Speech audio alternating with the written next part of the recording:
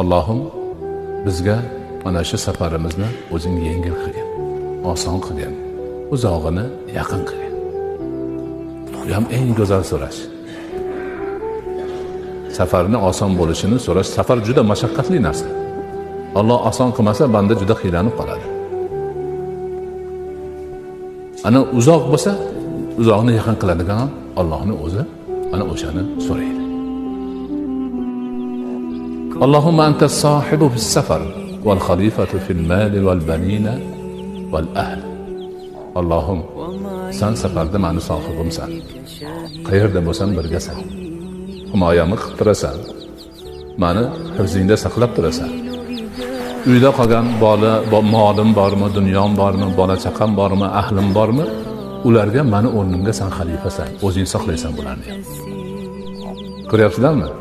Buni inson aqliga kiradigan narsa emas.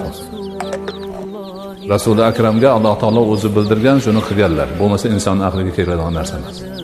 Allohim bizga mana shu safarimizni o'zing yengil qilgin, oson qilgin, uzog'ini yaqin qilgin. Bu ham eng go'zal so'rash. Safarni oson bo'lishini so'rash. Safar juda mashaqqatli narsa.